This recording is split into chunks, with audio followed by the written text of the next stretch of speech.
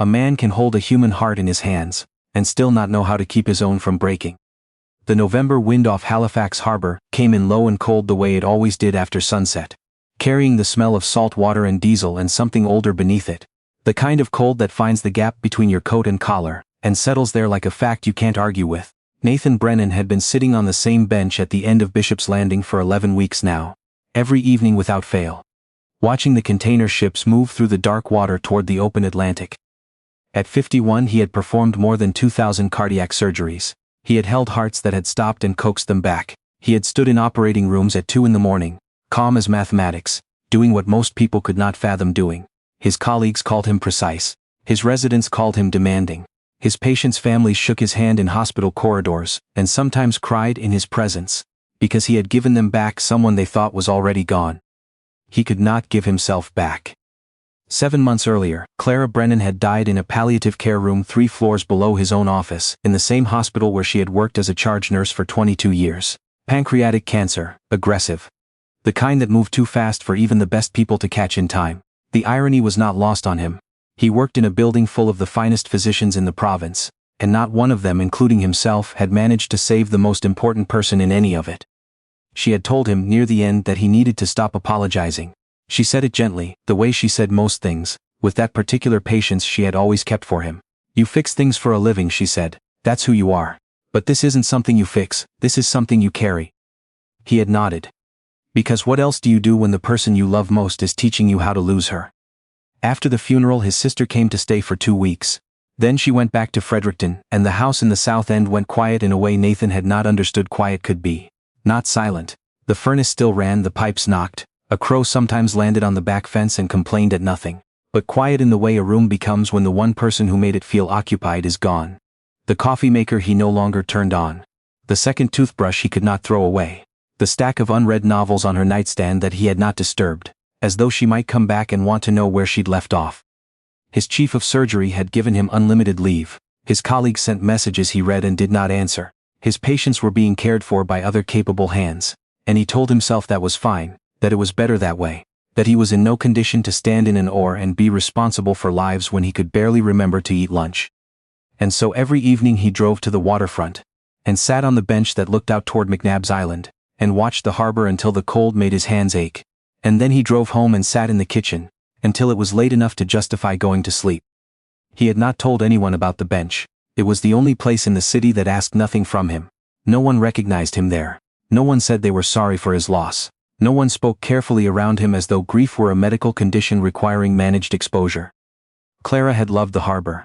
On their first date 24 years ago, she had brought him down to the waterfront on a Sunday morning and made him stand at the railing and just look. At what, he had asked. She had laughed.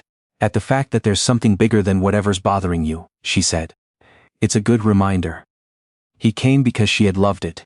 He came because it was the only place where he felt something close to her presence instead of only her absence. He pulled her photograph from his coat pocket every evening.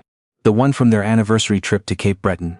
Her hair blowing sideways in the wind off the Cabot Trail. Laughing at something he couldn't even remember saying. He kept the photo there because he was terrified of a specific kind of forgetting. Not forgetting her, he could not imagine that. But forgetting the exact quality of her laugh. The rhythm of her footsteps on the hardwood.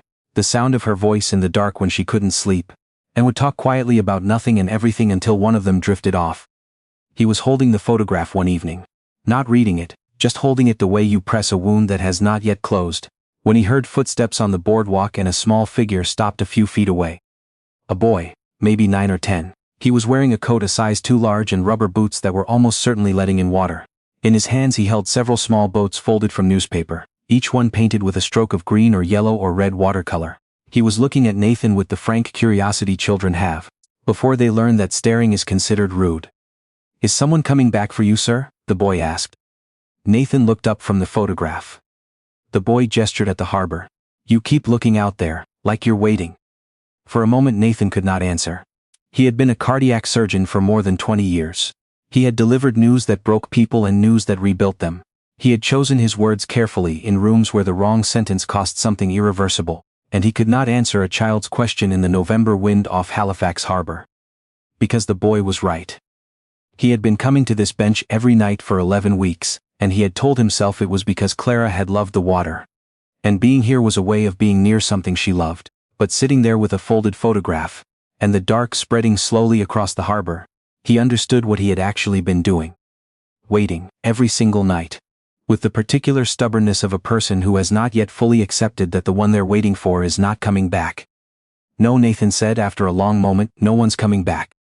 The boy looked at him with the kind of seriousness children sometimes have that makes adults feel briefly seen through. But you're still waiting. I suppose I am.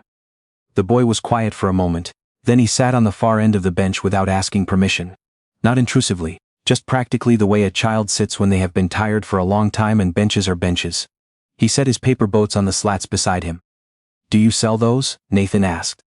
Yeah, the boy looked at them, mostly to tourists in the summer. It's slower now. He paused. My name's Asher. Nathan. Asher looked at the harbor.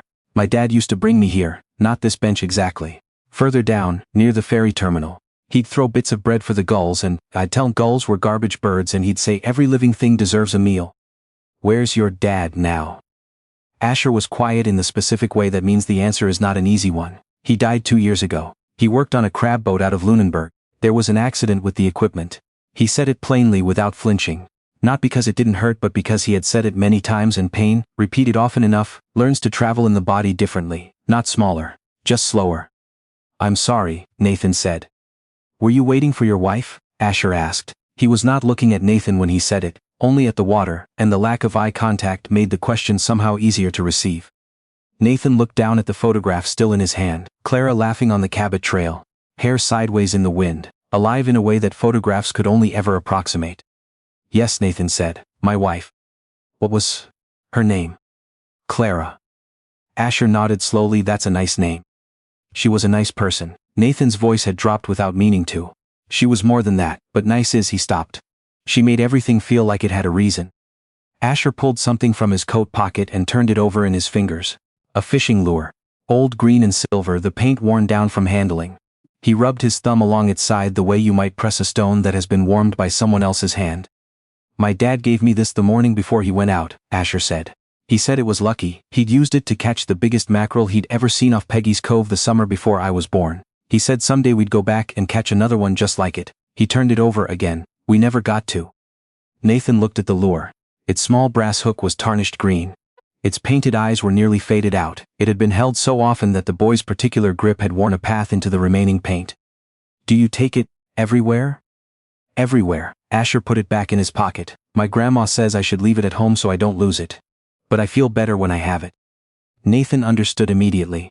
He understood in the way that people who carry photographs in coat pockets understand things about other people who carry fishing lures in boot pockets. Where's your mother? Nathan asked gently. Asher shrugged.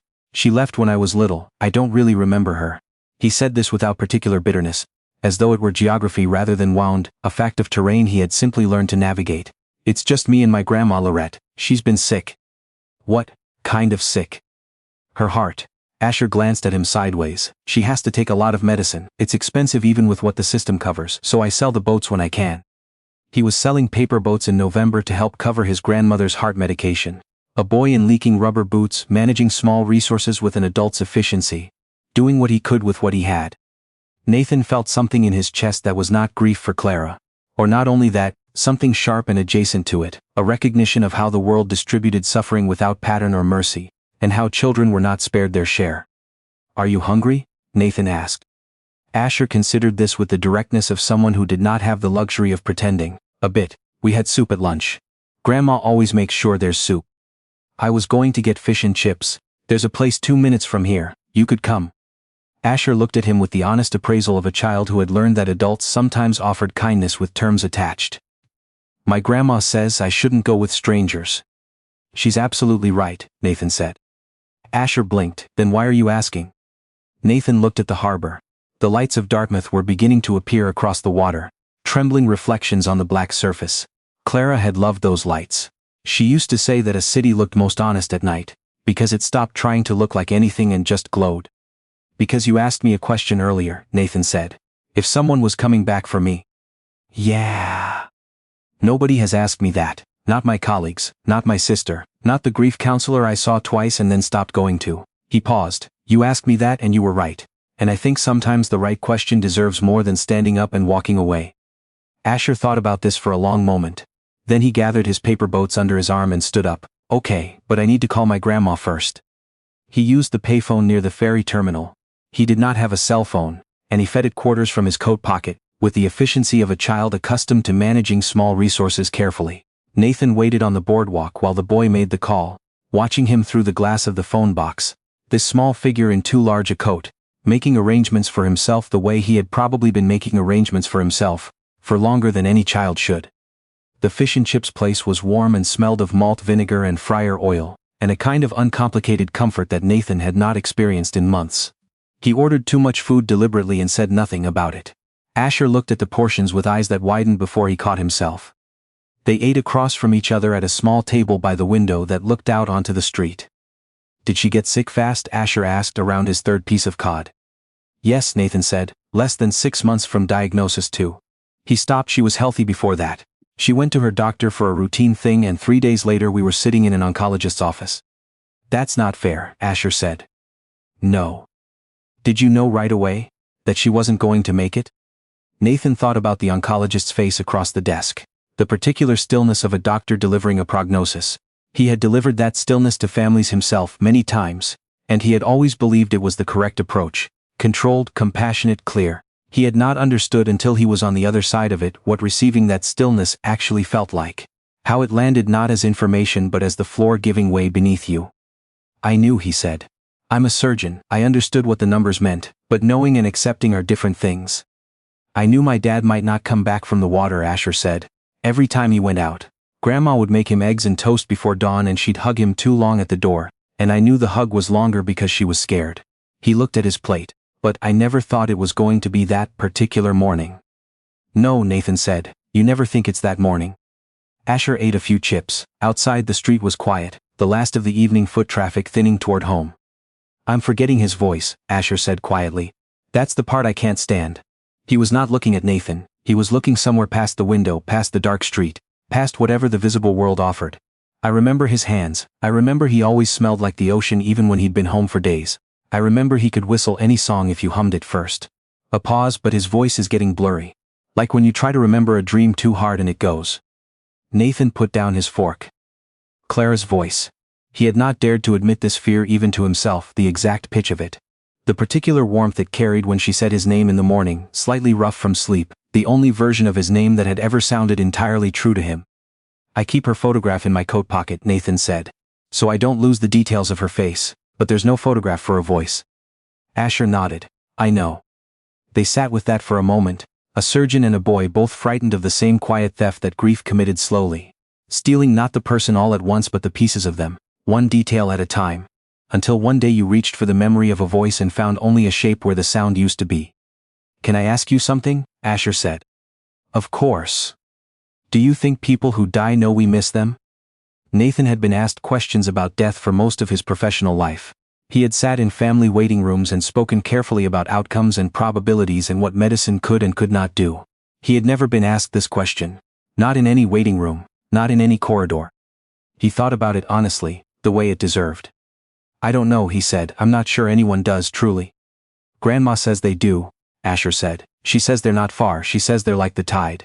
He frowned slightly, remembering exactly. You don't see it coming in but everything is different when it does. Nathan said nothing. I think she mostly says it to make me feel better, Asher admitted. But sometimes I believe it anyway, because believing it feels better than not believing it. He looked at Nathan with that frank, clear gaze again. Is that dumb? No, Nathan said, it's not dumb at all. He thought of Clara in the palliative care room. You fix things for a living. But this isn't something you fix, this is something you carry. He had heard it as defeat. He had understood it as an ending.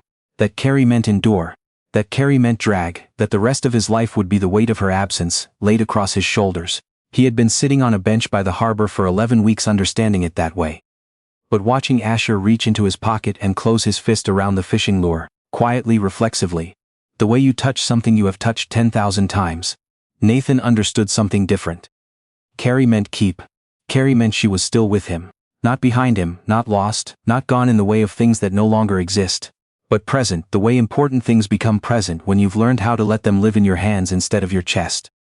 How's your grandma managing with the medication? Nathan asked, really managing. Asher's expression shifted slightly, the careful shift of someone editing themselves mid-answer. She's okay, she has a clinic she goes to. Some months are harder with the cost. What's the medication? Asher told him.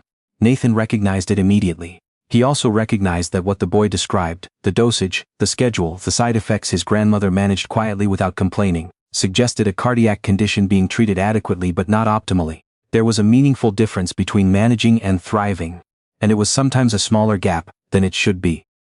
Would it be all right? Nathan said carefully. If I came to meet your grandmother, I'm a heart surgeon. I'm on leave right now, but I know good people, and I'd like to make sure she's getting the best care possible. Asher looked at him steadily. Why would you do that? Nathan thought about the right answer, about the honest one, about the difference between them. Because you sat on a bench and asked me the right question, he said. And I spent 20 years saving other people's hearts. Maybe it's time I did something useful with that again. Asher held his gaze for a long moment, then he picked up the last chip on his plate and ate it slowly and nodded. They went to meet Laurette Beauchamp that same evening. The apartment was on Agricola Street, third floor of a building that had been renovated twice and was due for a third. It was small and warm and immaculately clean, with a potted fern by the window and photographs on the wall, and a kitchen that still smelled of the soup from lunch. Laurette was 67, thin in the way of people whose bodies had required significant effort over significant years, with eyes that were sharp and kind in equal measure, and the handshake of someone who had worked hard most of her life. She looked at Nathan with clear assessment when Asher introduced him, then at Asher, then back at Nathan. You found a stray, she said to Asher, but she was smiling. He found me, Asher said with a small dignity. Nathan sat at her kitchen table and they talked. About her condition, about her cardiologist, about what was working and what wasn't. He asked questions carefully, not as a physician conducting an intake interview, but as one person making sure another person was genuinely seen. At the end of it, he told her he would contact a colleague he trusted and arrange a proper consultation. He did not frame it as charity, he made it what it was. A connection being used for a decent purpose. When Asher walked him to the door, the boy held out one of his paper boats. The one painted green along the hull, small and imperfect and real. For Clara, Asher said. Nathan took it carefully. The way you take something offered from a place of real meaning.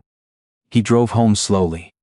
The harbor was out there somewhere in the dark to his right, the lights of the bridge strung across the black water. He drove past the turn that would have taken him to Bishop's Landing, and kept going, back to the house in the south end. And he sat for a while at the kitchen table. He put the paper boat beside Clara's coffee mug that had not been washed in 7 months. He put the photograph next to it. He looked at the three of them together. The mug, the photograph, the small green boat. And something in the arrangement felt less like a memorial and more like a conversation. He picked up his phone. His chief of surgery answered on the second ring, surprised, trying not to show it. Nathan. I know it's late, Nathan said. I wanted to tell you I'm coming back, not right away, a few more weeks to get myself ready, but I'm coming back. A pause. Are you sure? Nathan looked at the paper boat, at Clara laughing in the wind on the Cabot Trail. I'm not fixed, he said. I don't think that's how this works, but she told me to carry it, not hide from it. I think I finally understand what she meant. He went to bed that night, and for the first time in 7 months he slept without waking at 2 a.m, with that particular gasp of a man who has reached across a bed and found it empty. He was not healed. He did not wake up whole. But when he opened his eyes in the gray November morning and lay still, listening to the crow on the back fence making its usual complaint about the world, he felt something he recognized from the time before. A cautious readiness to meet the day. Fragile as new ice, real as anything. He went to his coat and took out Clara's photograph, and set it on the dresser where he could see it from the bed, not to carry her into the dark anymore, but to carry her into the light. Then he found something else in his coat pocket, the fishing lure, green and silver, worn smooth. Asher had slipped it in without him noticing, somewhere between the fish and chips and the doorstep, the way children sometimes leave things behind without making it a moment. He held it the way the boy held it, thumb moving slowly along the faded paint. He set it beside the photograph. 2 things loved carefully by 2 people who had learned that broken things still hold everything that ever made them matter. Outside, the harbor was still out there. Clara had loved it. He would go back not to wait, but to remember, which was different.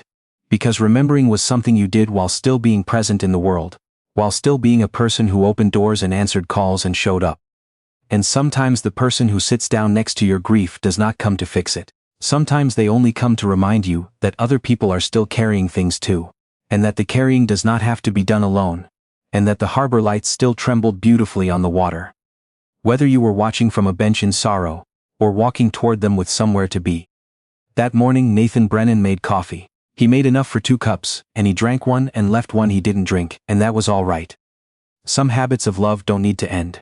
They only need to be held a little differently. Like a fishing lure in a boy's coat pocket, like a photograph moved into the morning light. Proof that what we carry is not what weighs us down, but what keeps us tethered to the people we have been lucky enough to love.